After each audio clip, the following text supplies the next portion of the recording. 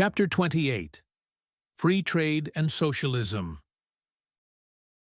Throughout the civilized world, and preeminently in Great Britain and the United States, a power is now arising which is capable of carrying the principles of free trade to their logical conclusion. But there are difficulties in the way of concentrating this power on such a purpose.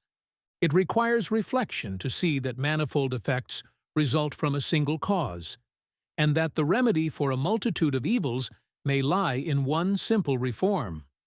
As in the infancy of medicine, men were disposed to think each distinct symptom called for a distinct remedy.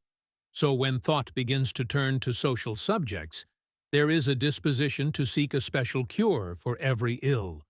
Or else, another form of the same short-sightedness, to imagine the only adequate remedy to be something which presupposes the absence of those ills, as, for instance, that all men should be good, as the cure for vice and crime, or that all men should be provided for by the state as the cure for poverty. There is now sufficient social discontent and a sufficient desire for social reform to accomplish great things if concentrated on one line. But attention is distracted and effort divided by schemes of reform, which, though they may be good in themselves, are, with reference to the great end to be attained, either inadequate or superadequate. Here is a traveler who, beset by robbers, has been left bound, blindfolded, and gagged. Shall we stand in a knot about him and discuss whether to put a piece of court plaster on his cheek or a new patch on his coat? Or shall we dispute with each other as to what road he ought to take, and whether a bicycle, a tricycle, a horse and wagon, or a railway would best help him on? Should we not rather postpone such discussion until we have cut the man's bonds? Then he can see for himself, speak for himself, and help himself.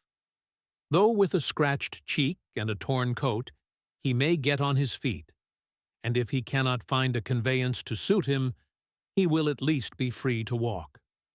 Very much like such a discussion is a good deal of that now going on over the social problem, a discussion in which all sorts of inadequate and impossible schemes are advocated to the neglect of the simple plan of removing restrictions and giving labor the use of its own powers.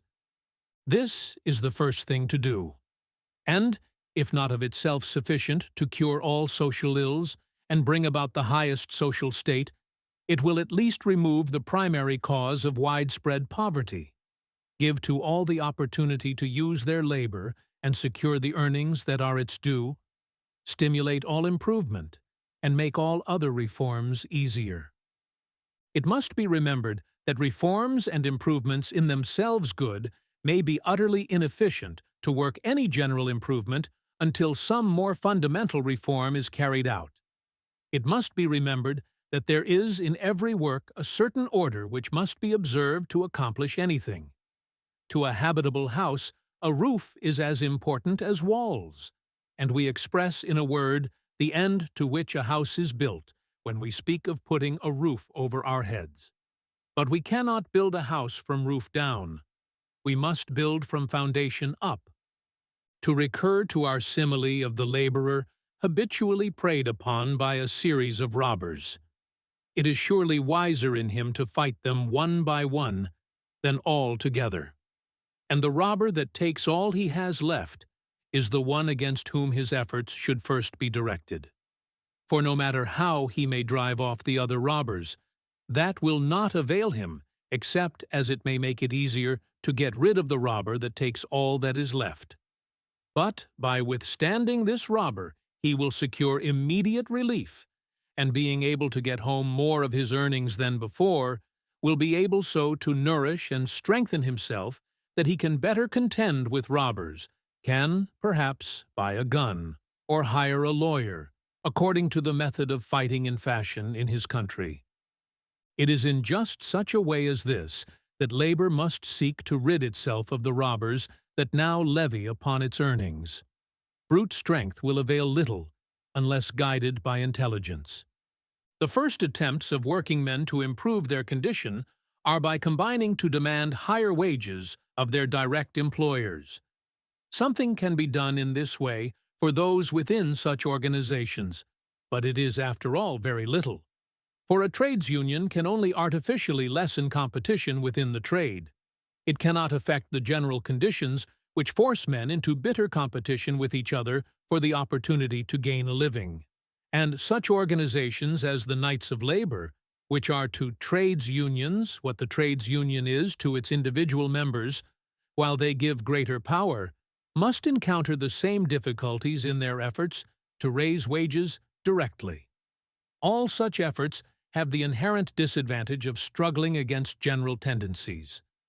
They are like the attempts of a man in a crowd to gain room by forcing back those who press upon him, like attempts to stop a great engine by the sheer force of human muscle, without cutting off steam. This, those who are at first inclined to put faith in the power of trades unionism are beginning to see, and the logic of events must more and more lead them to see.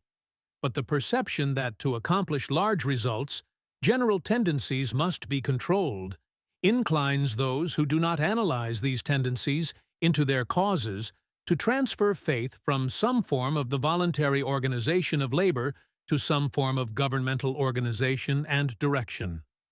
All varieties of what is vaguely called socialism recognize with more or less clearness the solidarity of the interests of the masses of all countries. Whatever may be objected to socialism in its extremist forms, it has at least the merit of lessening national prejudices and aiming at the disbandment of armies and the suppression of war.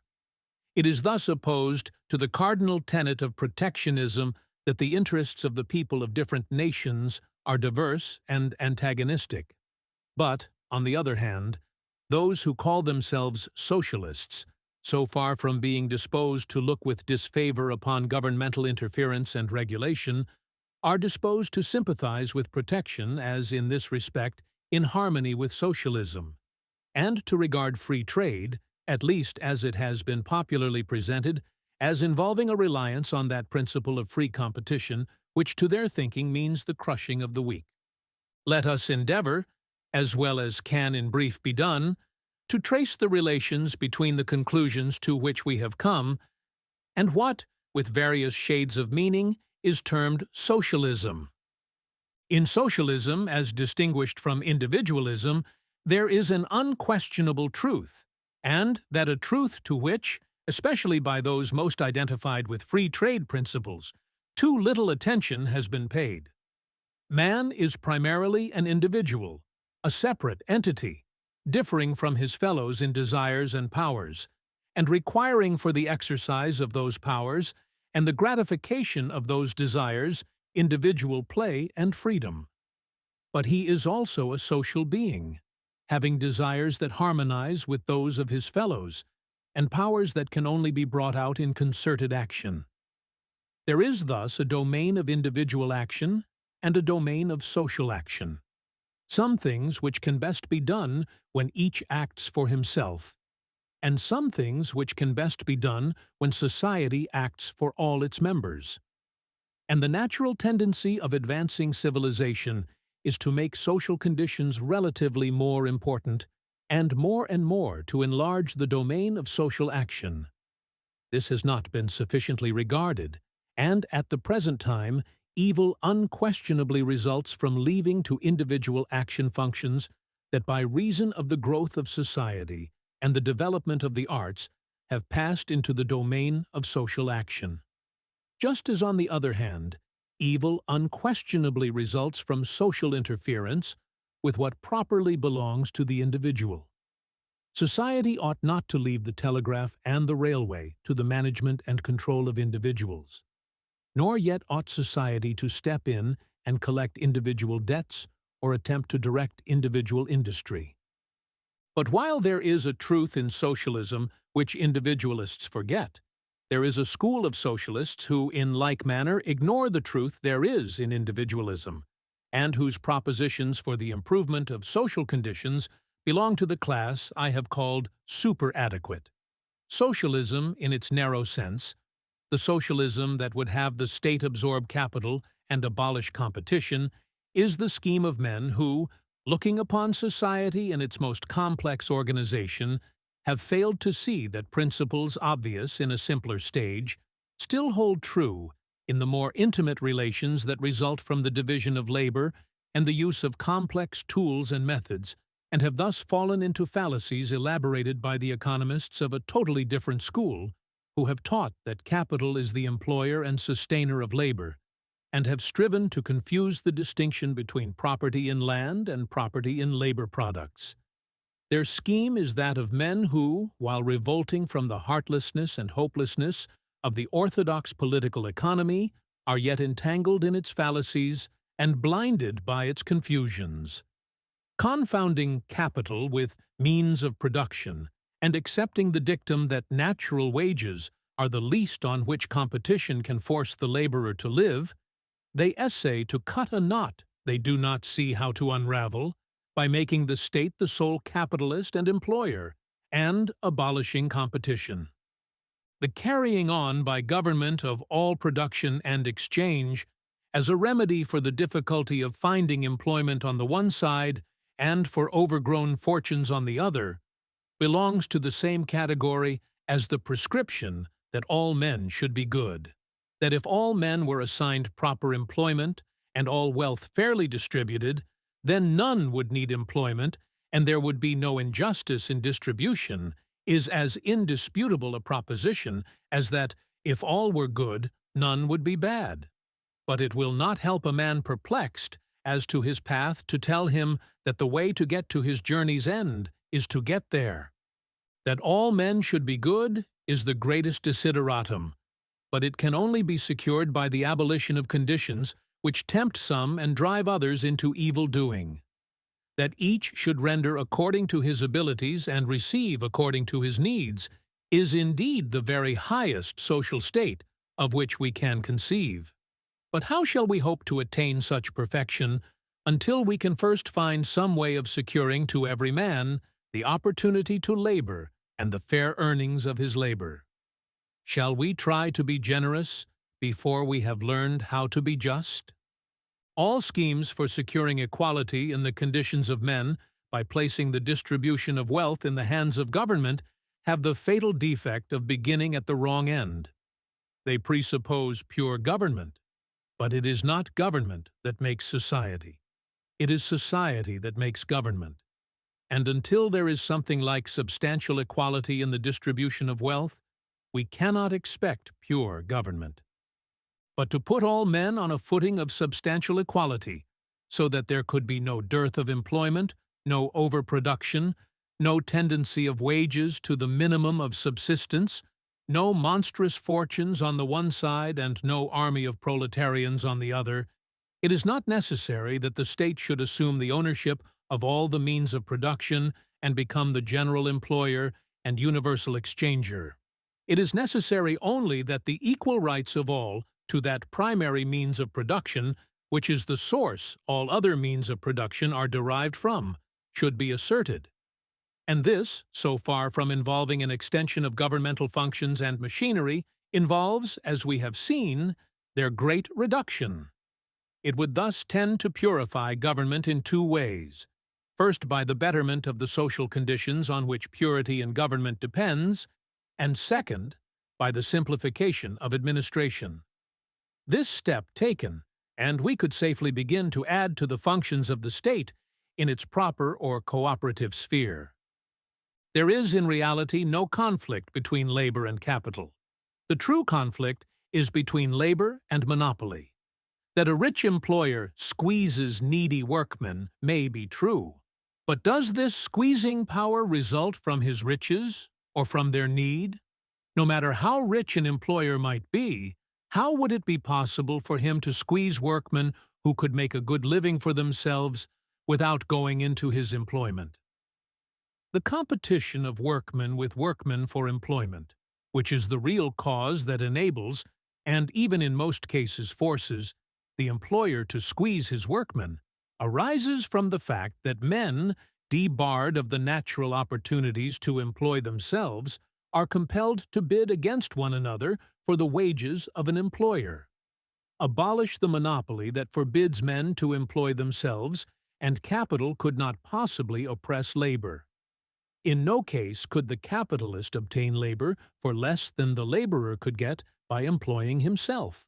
Once remove the cause of that injustice which deprives the laborer of the capital his toil creates, and the sharp distinction between capitalist and laborer would in fact cease to exist. They who, seeing how men are forced by competition to the extreme of human wretchedness, jump to the conclusion that competition should be abolished, are like those who, seeing a house burn down, would prohibit the use of fire. The air we breathe exerts upon every square inch of our bodies a pressure of 15 pounds. Were this pressure exerted only on one side, it would pin us to the ground and crush us to a jelly. But being exerted on all sides, we move under it with perfect freedom. It not only does not inconvenience us, but it serves such indispensable purposes that, relieved of its pressure, we should die. So it is with competition. Where there exists a class denied all right to the element necessary to life and labor, competition is one-sided, and as population increases, must press the lowest class into virtual slavery and even starvation. But where the natural rights of all are secured, then competition, acting on every hand, between employers as between employed, between buyers as between sellers, can injure no one.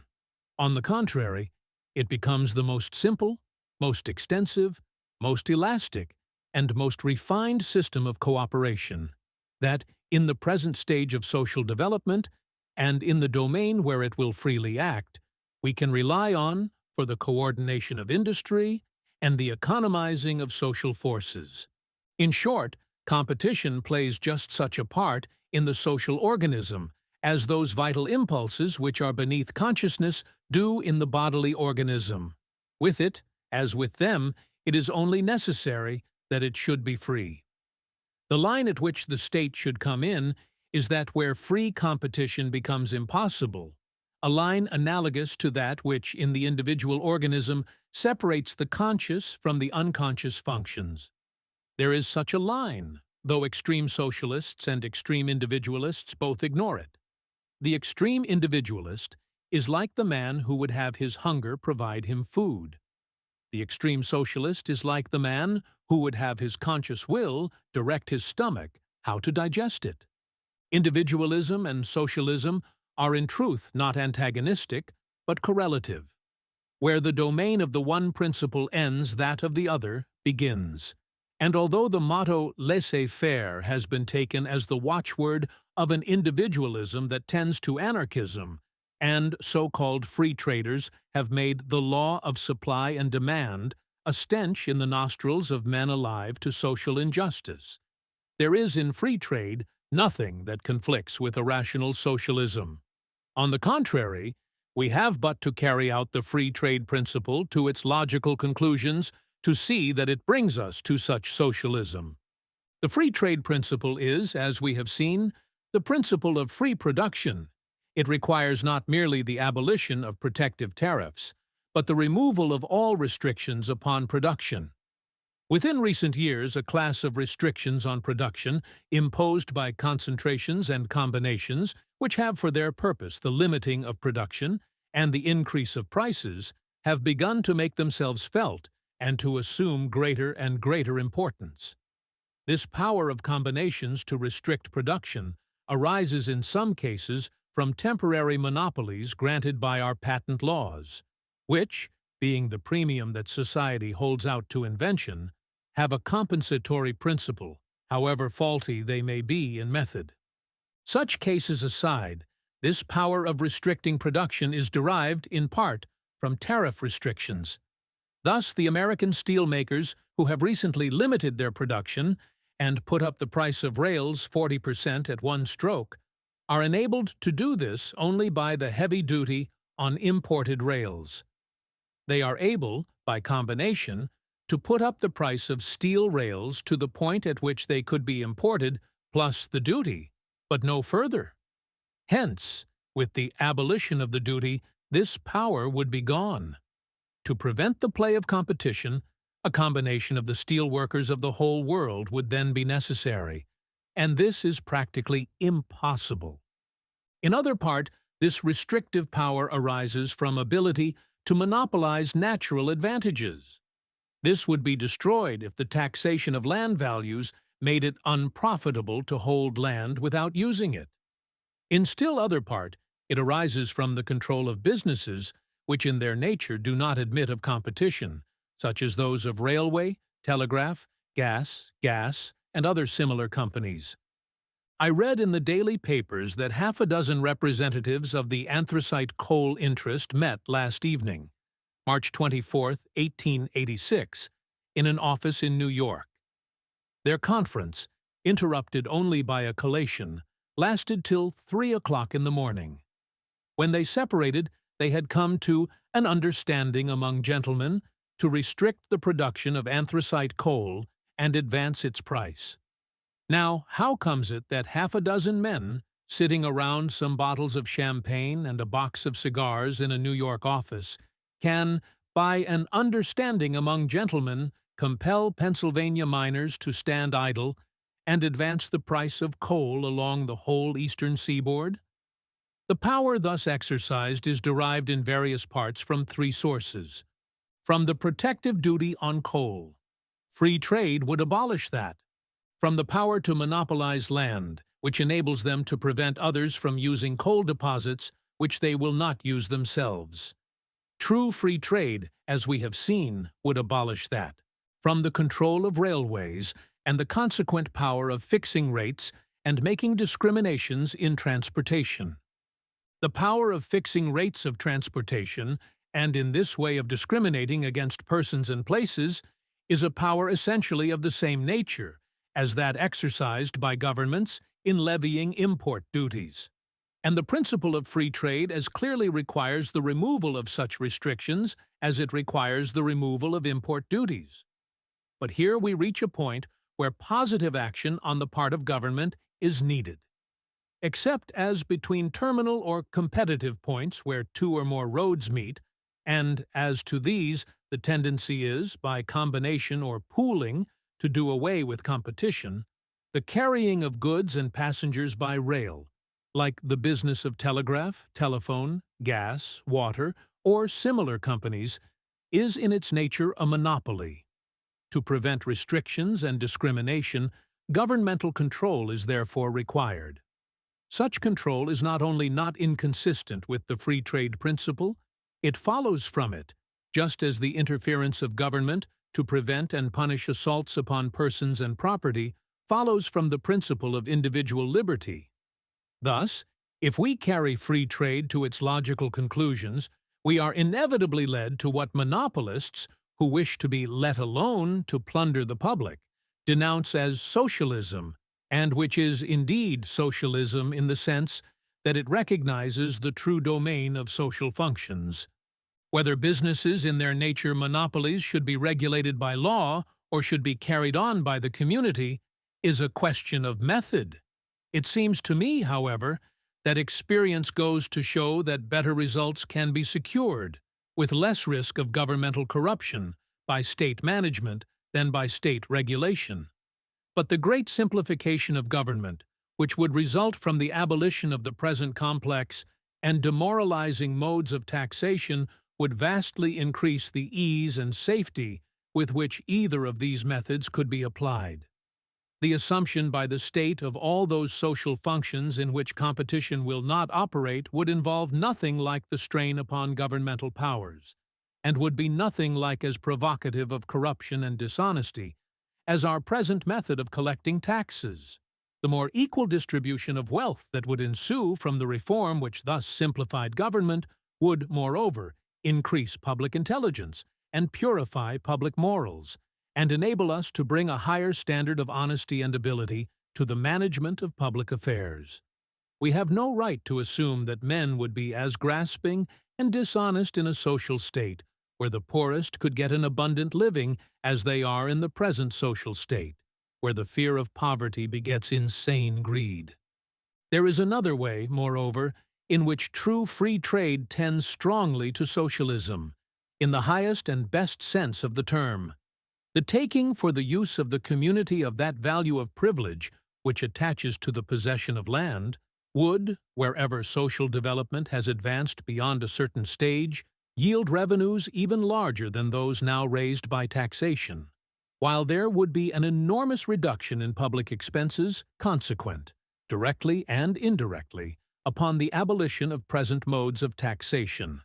Thus would be provided a fund, increasing steadily with social growth, that could be applied to social purposes now neglected, and among the purposes which will suggest themselves to the reader by which the surplus income of the community could be used to increase the sum of human knowledge, the diffusion of elevating tastes, and the gratification of healthy desires, there is none more worthy than that of making honorable provision for those deprived of their natural protectors, or through no fault of their own incapacitated for the struggle of life.